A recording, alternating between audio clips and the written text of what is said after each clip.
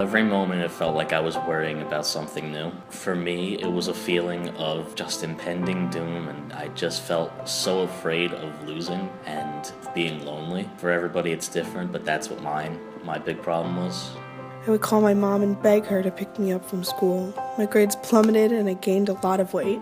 I didn't want to hang out with my friends. I was just existing in a world of constant anxiety. I was constantly worrying, and I was constantly getting down over little things, and I wondered why that was.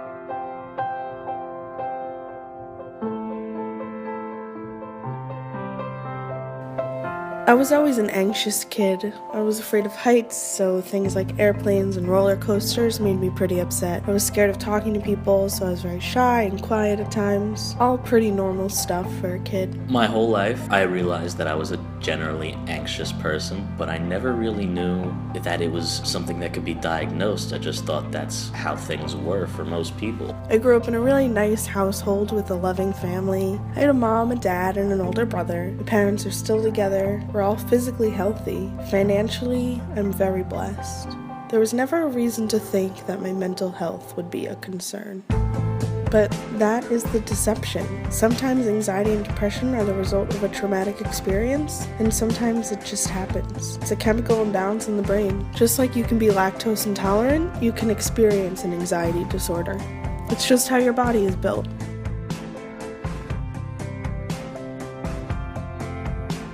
One day in college, I figured out that I just kind of wasn't happy, and it turns out that I was diagnosed with anxiety and depression.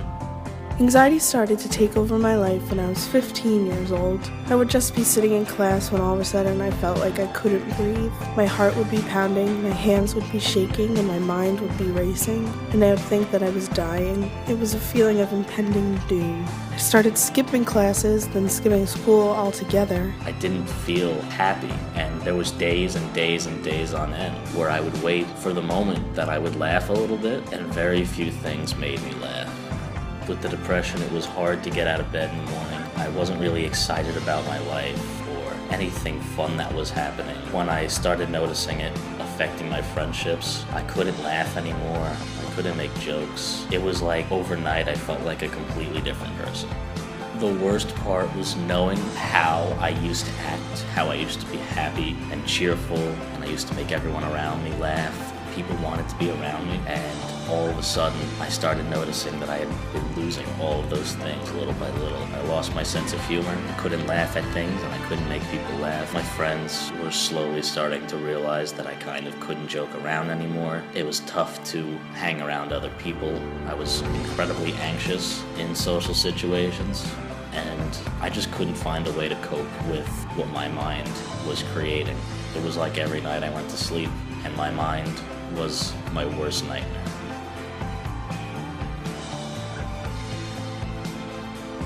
Fortunately, my mom noticed that something was not right. She took me to a psychiatrist and got me the proper help I needed.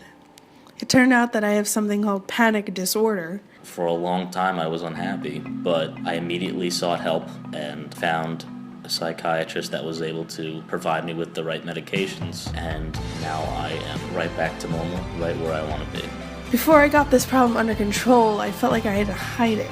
I was ashamed that I wasn't strong enough to get through the day. I knew that this was something that people shouldn't know about me, and I should keep it private. But I once heard someone say, why is it that when we have a broken leg, you get sympathy, but when it's your brain that isn't working well, you get shame? And that's so true. There's no reason to think these things are shameful or embarrassing.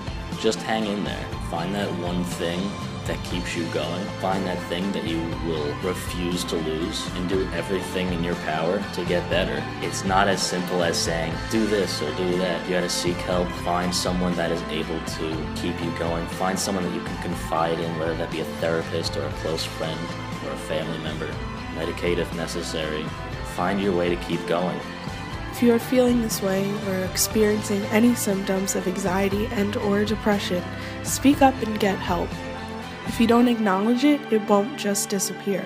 Your mental wellness is in your own hands, so take control and give yourself the love and attention you deserve.